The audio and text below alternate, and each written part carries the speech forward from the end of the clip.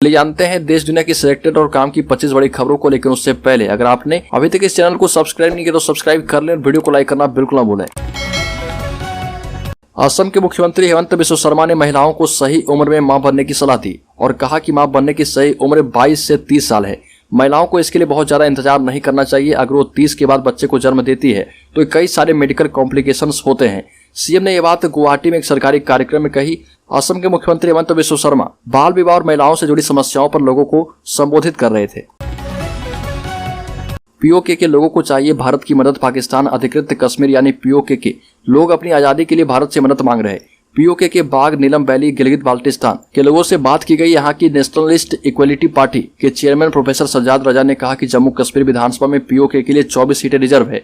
जब भी वहाँ चुनाव हो हम भारत के संविधान के तहत नामांकन करवाना चाहते हैं। साथ ही पीओके के लोगों का कहना है कि हम चाहते हैं कि पीओके में जन्मे नागरिकों को भी भारत सहूलियत दे। जापान में जनवरी में 10,000 मौतें। चीन में इस हफ्ते मृतकों की संख्या 50% कम हुई। दुनिया भर में कई देशों में कोरोना से हालात बेहद खराब है। जापान में एक महीने में 10,000 लोगों की मौत हुई है और यह जापान में कोरोना से हुई मौतों का नया रिकॉर्ड है। देश में नवंबर 2022 से ही कोरोना से मौतों का आंकड़ा बढ़ रहा और जापान में 54,800 नए मामले सामने आए हैं, जिनमें 533 गंभीर मरीज हैं। और वहीं भारत की बात करें तो भारत में कोरोना के 93 नए मामले सामने आए हैं और 1,842 एक्टिव केस हैं। पश्चिम बंगाल में भाजपा नेता शुवेंदु अधिकारी ने कहा कि मुगलों के नाम पर रखे गए स्थानों के नाम बदले जाने चाहिए। ये भी कहा कि मुगलों ने इतने सारे हिंदुओं को मार डाला और मंदिरों को नष्ट कर दिया। अगर बंगाल में भाजपा सत्ता में आती है तो एक सप्ताह के भीतर सभी ब्रिटिश और मुगल नामों को हटा देंगे। मीडिया रिपोर्ट्स के मुताबिक शुवेंदु अधिकारी का यह बयान जब आया तब दिल्ली स्थित राष्ट्रपति भवन के मुगल गार्डन का नाम बदलकर अमृत उद्यान कर दिया गया है। नेपाल की शालिग्राम शिला से बनेगी राम सीता की मूर्ति। नदी से निकालकर अयोध्या लाई जा रही 40 टन वजनी 2 शिलाएं। दावा है कि 6 करोड़ साल पुरानी है पत्थर। नेपाल से 2 विशाल शालिग्राम शिलाएं अयोध्या लाई जा रही है और इनसे श्री राम और माता सीता की मूर्ति बनाई जाएगी।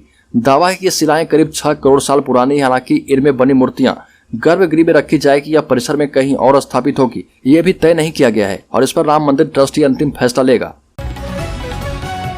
धर्मशाला स्टेडियम में भारत ऑस्ट्रेलिया मैच 1 मार्च से खेला जाएगा। इंटरनेशनल क्रिकेट स्टेडियम धर्मशाला में 1 मार्च से होने वाले भारत ऑस्ट्रेलिया टेस्ट मैच के लिए हिमाचल प्रदेश क्रिकेट एसोसिएशन ने तैयारियां शुरू कर दी है।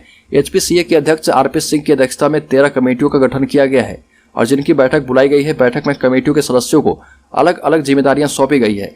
एचपीसीए के सचिव अवनीश परमार ने बताया कि बैठक में मैच के सफल आयोजन के लिए रणनीति बनाई गई है। लखनऊ के झूलेलाल वाटिका में मां पीताम्बर 108 कुंडली महायज्ञ चल रहा है और इसमें सपा अध्यक्ष अखिलेश यादव पहुंचे। अखिलेश को देखकर भाजपा युवा मोर्चा के कार्यकर्ताओं ने उन्हें काले झंडे दिखाए। हालांकि पुलिस ने उन्हें ऐसा करने से रोक लिया। काले झंडे दिखाए जाने पर अखिलेश यादव भड़क गए और अखिलेश ने कहा कि बीजेपी के लोग हमें शूद्र मानते हैं, हम संतों के पास जाते हैं तो उन्हें तकलीफ होती है। अखिलेश यादव ने कहा कि मैं मां पीताम्बरा के महायज्ञ में शामिल होने और आयोजकों से मिलने आया था। मैंने परिक्रमा की और आशीर्वाद लिया और इससे बीजेपी के लोगों के पेट में दर्द हो रहा। दिल्ली में मेट्रो स्टेशन पर मिलेगा सेब का जूस। दिल्ली मेट्रो के साथ हुआ समझौता। 85 आउटलेट खोलने के लिए 2 बार टेंडर, सिर्फ 1 फर्म आई। दिल्ली के मेट्रो स्टेशन पर जल्द horticulture produce marketing and processing corporation HPMC के उत्पादन मिलने शुरू हो गए। Delhi metro rail corporation DMRC की हरी झंडी के बाद एचपीएमसी के निदेशक मंडल ने मेट्रो स्टेशन पर 85 आउटलेट चलाने की मंजूरी दे दी है। हिमाचल प्रदेश में कोल्ड स्टोरेज में अडानी ग्रुप की मोनोपोली तोड़ने के लिए राज्य सरकार निजी निवेशकों को बढ़ावा देगी। हिमाचल में ज्यादा से ज्यादा कोल्ड स्टोर बनाने के लिए निवेशकों को आमंत्रित किया जाएगा। कोल्ड स्टोर बनाने के लिए सरकार जमीन भी उपलब्ध करवाएगी। उन्हें और भी जो सुविधाएं जरूरी होगी सरकार देगी। बागवानी मंत्री जगत सिंह नेगी ने माना कि हिमाचल में कोल्ड स्टोर के मामले में अडानी ग्रुप की मोनोपोली है और इसी मोनोपोली को तोड़ने के लिए इस एरिया में कंपटीशन होना आवश्यक है। राज्य की कांग्रेस सरकार ने इस दिशा में काम करना शुरू कर दिया है। राहुल गांधी ने पुलवामा के शहीद जवानों को श्रद्धांजलि दी। भारत जोड़ो यात्रा कश्मीर में चल रही है। कांग्रेस की इस यात्रा में पीडीपी चीफ महबूबा मुफ्ती अपनी बेटे इल्तिजा मुफ्ती के साथ शामिल हुई। राहुल के साथ उनकी बहन प्रियंका गांधी भी नजर आई। यात्रा के दौरान राहुल ने पुलवामा में 2019 में बम विस्फोट में शहीद हुए सीआरपीएफ के 40 जवानों को श्रद्धांजलि दी। हिमाचल कांग्रेस में ऑलिस नोटबेल। हिमाचल प्रदेश कांग्रेस अध्यक्ष प्रतिभा सिंह के बयान से कांग्रेस में हड़कंप मच गया है। प्रतिभा ने यह कहकर सबको चौंका दिया कि कौल सिंह न हारते तो सुक्खू की जगह वो सीएम होते। परिषद अध्यक्ष के इस बयान के बाद एक बार फिर से कांग्रेस में एकजुटता की कलई खुल गई है। राजनीति के जानकारों की माने तो इससे कांग्रेस में गुटबाजी की चिंगारी और भी सुलग सकती है, क्योंकि दूसरा धड़ा इससे खुश नहीं है। वहीं मुख्यमंत्री चुने जाने के बाद से सुखविंदर सुक्खू ने अपनी ओर से गुटबाजी समेटने एवं सरकार एवं संगठन को साथ लेकर आगे चलने का प्रयास किया है।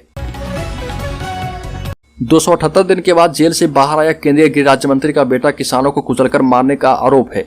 लखीमपुर हिंसा का मुख्य आरोपी आशीष मिश्रा 278 दिन के बाद जेल से बाहर आ गया। कोर्ट ने आशीष मिश्रा को 8 हफ्ते यानी 2 महीने की सशर्त जमानत दे दी।